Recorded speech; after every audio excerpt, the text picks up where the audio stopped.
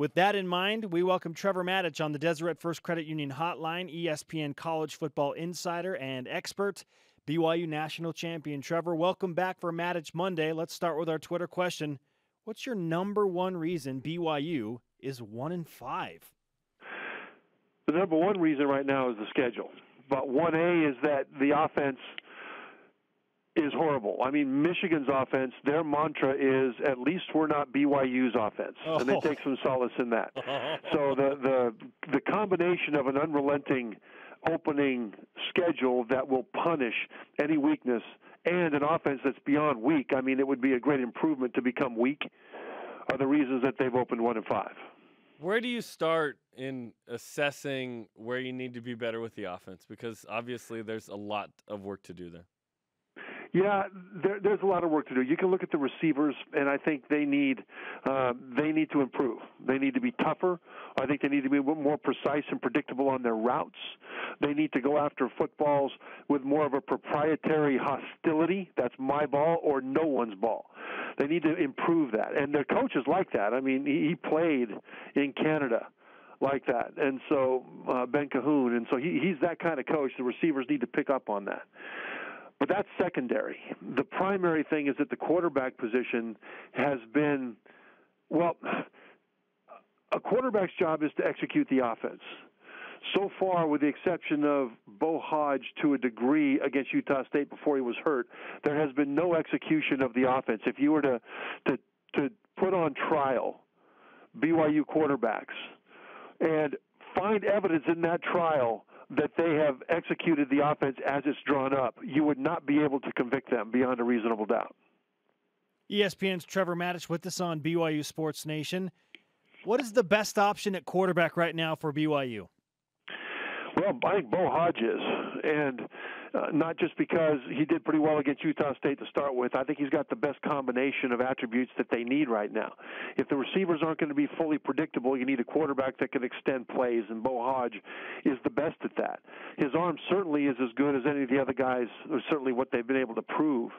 And if you look at the numbers, just the pure numbers, we talk a lot about quarterback rating around here, not passer rating, but overall quarterback rating, which rates your passing, your running, what you do and when you do it. So if you take a sack on third down, that's worse than taking a sack on first down, things like that. And so in the Utah State game, now 100 is perfect. 50 is average in this quarterback rating. Bo Hodge at Utah State was 66. So he had a winning performance against Utah State before he went out. Against Boise State, which, by the way, has a better defense than Utah State overall, so give credit for that. But Tanner Mangum was 15. Joe Critchlow came in, and he was 2 quarterback rating. You know, so if you just look at the big picture numbers, Bo Hodge is the guy. But I think when you look at just execution of the offense, I doubt that they'll get what they need, which is a quarterback that'll read the defense, understand the concepts of the play call, and then by the time he gets to the back of his drop, know where to throw the ball, not based on who looks like he's open, but based on what you know the defense is doing and what you understand the concepts to attack that are, and throw the ball to that spot.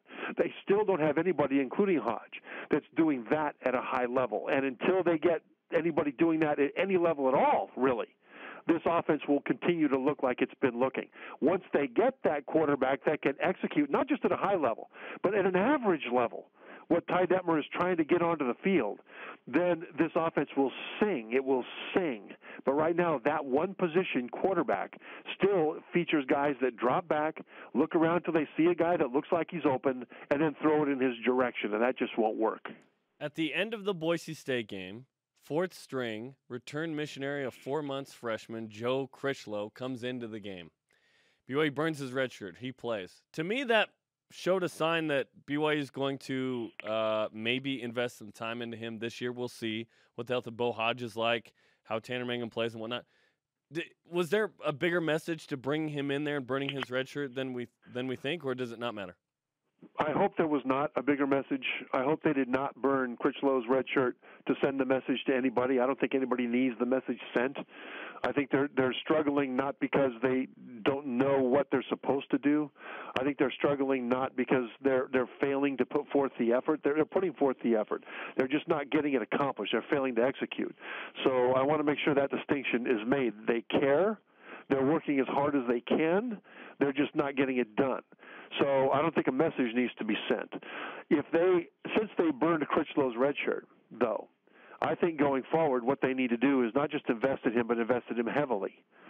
I think that whoever's healthy needs to play, whether it's Tanner Mangum or Coy Detmer, until Bo Hodge gets back, needs to start. And then don't start Critchlow. That would be a mistake, I think. He would just not know what he's doing, and he'd be very frustrated and start his career with failure. And I don't think that's a good idea.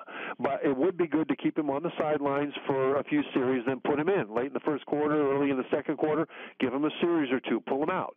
Let him watch on the sideline a little bit. Then go back in and get another series or two, and then pull him out. And then as he shows he's able to handle the load that he's given, then get him more and more playing time. But now that his red shirt is burned, the worst thing they can do is go back to Mangum and Hodge rotating in while Critchlow watches from the sideline having played 2 minutes.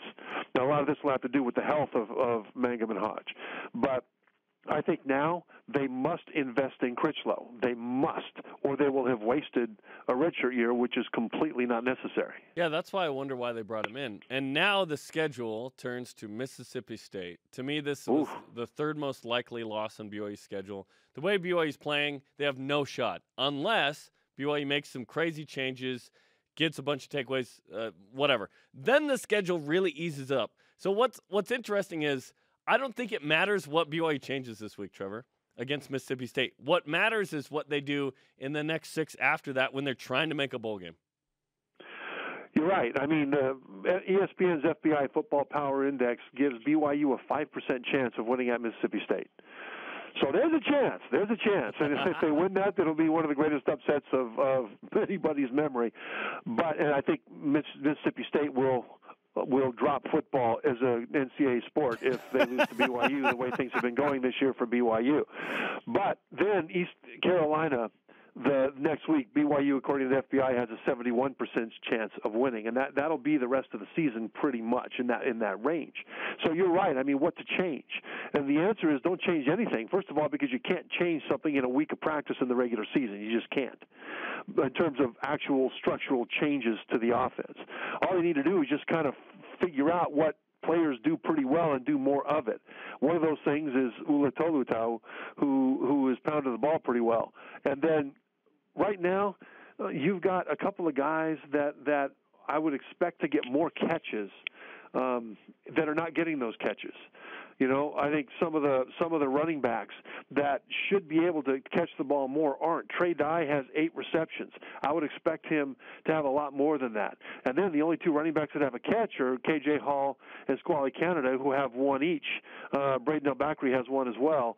And so I think that they will try, not a change, but emphasis to throw the ball to running backs a little bit more against Mississippi State, because that's one thing that just hasn't been happening much. But whether that's because the running backs have been failing to get it done as receivers or they just haven't gotten around to those play calls remains to be seen. But when you talk about big changes to the offense, there's really no big changes that can be made, just points of emphasis.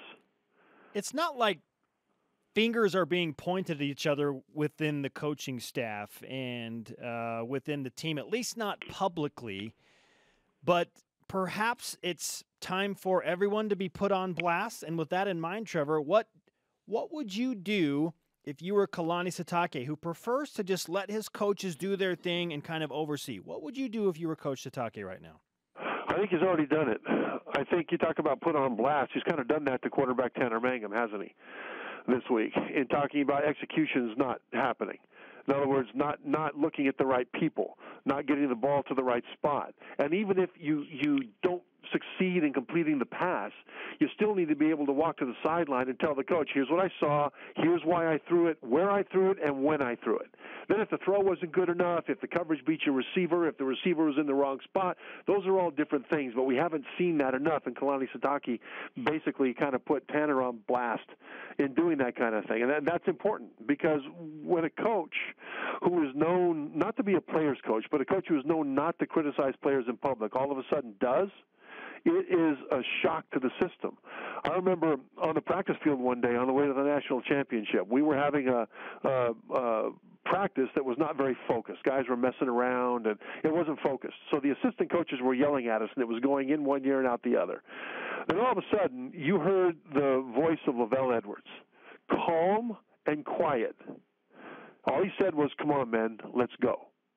And it was like a lightning bolt hit every player on that field. It was stunned silence. We were shocked and we were embarrassed. And then we had one of the best practices we've ever had from that point forward. And Kalani Sitake is that kind of a guy, where behind the scenes he pushes the buttons he needs to push. In public, he doesn't really. And when he does, I think it's kind of a shock to the system of the players, and I think it's a refocusing opportunity for the players. So I think that he's done what he needs to do from a standpoint of that. Now it's up to the players to execute. Trevor, we appreciate the real talk on a Monday. Never disappointing on Matich Monday. We'll talk to you again soon. All right, guys. Thanks.